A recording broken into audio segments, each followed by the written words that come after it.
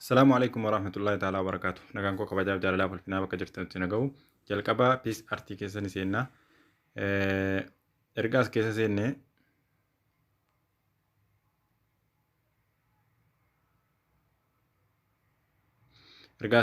bakka kana mallattoo kana gaafa nu baasu bakka kana eksiir bunnee kana irraa baasna. Erga sanaas haala kanaan akka inni nu baasu bakka kana ni rukunnaa. Achi booda ol fuunee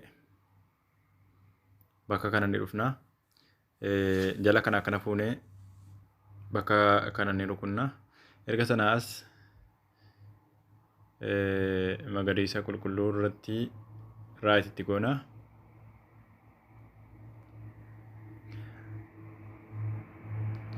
Bifa kanaan gaafa nu baasu as ni seennaa.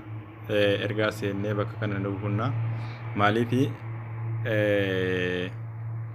fakkeenyaaf akkaataa viidiyoon keenya itti waraabame gaafa fakkeenyaaf yoo yuutuubii irratti namni fayyadamu ta'e 916 fayyada. Tiiktookii namni immoo hunduun fayyada. Amma tiiktookiidhaaf yoo ta'e as filannaa, yoo yuutuubiif ta'e as filanna. Amma as rukunnee akkanatti filannee raayititti goona.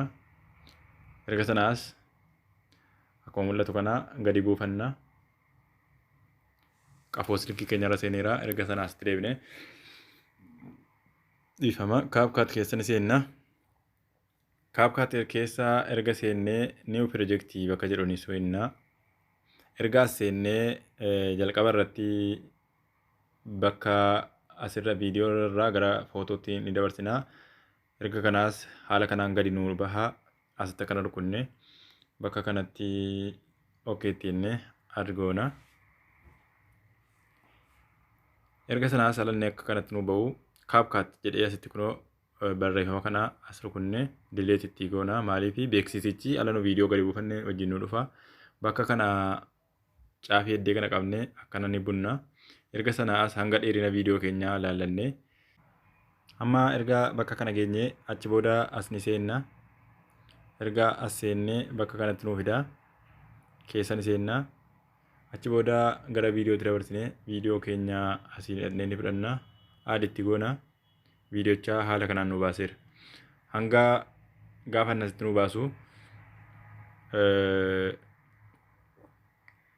viidiyoo keenya hanga barbaadnu ni taasifanna. Fakkeenyaaf viidiyoo kanarraa as rukunnee hanga na barbaachisu waan ta'eef bakka kanatti rukutee adda kutaa. Erga sanaas dileet godhee balleessaa. Qubaan gadi qabee fuulduratti akkana kutaa. Erga sanaas asittis hanga kanan barbaada. Asumatti bakka lamatti kutaa. Isa kana nan gubaa dileet godhee. Isa oliis bakka lamatti kutee isa kanas nan gubaa. Erga kanaas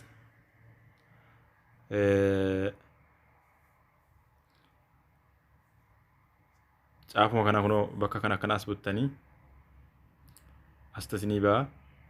Baagiraawundi ija balleessuuf amma remove baagiraawundiidha kunoo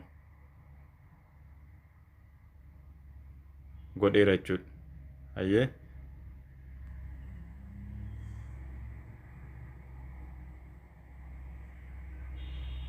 waan haasoftanu waan hojjettanu fakkeenyaaf warra baagiraawundii dudduubaa yoo barbaadan viidiyoo kanas as butuun ni danda'ama. Baagiraawundii dudduubaa haala kanaan bifa magariisa godhattu. Erga magariisa godhattanii booda dudduuba isaa erga magariisa godhattanii booda wanti godhattu jechuudha. Kaayini maastar keessatti waan barbaadan geessanii gochuu dandeessu jechuudha. Erga kanaas kunoo xiyyeeddee kana jirtu jirti. Rukuttanii sana booda ekspoortiidhaara gadi buufachuu barbaannaan ekspoortiidha jechuudha. Ekspoortiitti goonaan kana naannessee viidiyoocha gadi nuu buusaa jechuudha daqiiqaa kana lakkaa'ee. Hayyee amma xumureedha gadi nuu buusuuf danitti goonaa gadi nuu bu'eera jechuudha. Fakkeenyaaf isa jalqabaa dudduubbisaa. Fakkeenyaaf dudduubbisaa kunooti jechuudha. Dudduubbisaa silaa mana kana keessaa jechuudha. Mana kana keessa. Manuma kana keessaa deebisee irraa dhabamsiise jechuudha. Dudduubbi keessan garuu otuu isinitti fagaate mana keessa ta'uu dhabee fa'i baay'ee gaariidha. Amma mana keessa ta'eetii bukkee bakka kana kanatti bakka kana kanatti akka waan sosocho'u wayii ta'aara. Sababa manni dudduubbii girgiddaan natti siqe malee otuu bareechee girgiddaan irraa achi fagaate wanta akka adda bahee beekamu jechuudha. Amma dudduubbaan girgiddaa kanatu dudduubbaan natti dhiyoodha kunuula. Isa natti dhiyoodha. Turii girgiddaan irraa achi fagoo ta'e bakkee fa'ituu hin jiraadhe baay'ee gaarii itti dhabamsiisa jechuudha. Erga sanaas amma gadi buufattaniittu fakkeenyaaf kaayini maastar keessattuu seenne gaafa kanaa bakka kana nuqunnaa achi booda haala viidiyoon keenya kanaa kunoo nu ilaalna. Dudduubbuma sana qayyaruudhaaf fakkeenyaaf footoodhuma kana dudduubba kaa'uu yoo barbaade fakkeenyaaf amma footoo kana dudduubba kaa'uufan yoo barbaade akkana godhee achi booda as dhufeen amma viidiyoon hamma hojjedhee ka'e kunuusi caafee kana jira. Amma asitti fidee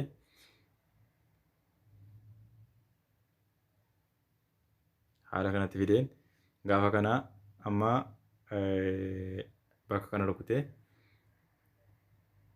amma magariisa irra jira. Dudduuba isaa balleessa. Dudduuba isaa balleessee yoo inni shaarrabaa qabaatee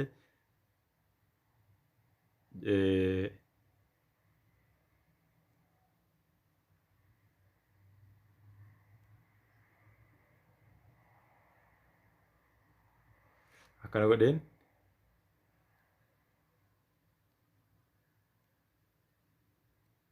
baay'ee amma fakkeenyaaf akka waan hin iddee sana taa'aru ta'e jechuudha. Istiidiyoo keessa isin barbaadanii waan barbaadan hojjechuudhaaf carqii giriin iskiriinii isiniin barbaadu jechuudha. Dudduubbi sun waan barbaadan irratti of hidhachuudhaaf waan tokko waan isin rakkisuu miti jechuudha. Waan baay'ee gaariidha wanti kun. Akkasii ulfaadhaa galatoomaa nu jajjabeessuu hin dagatinaa.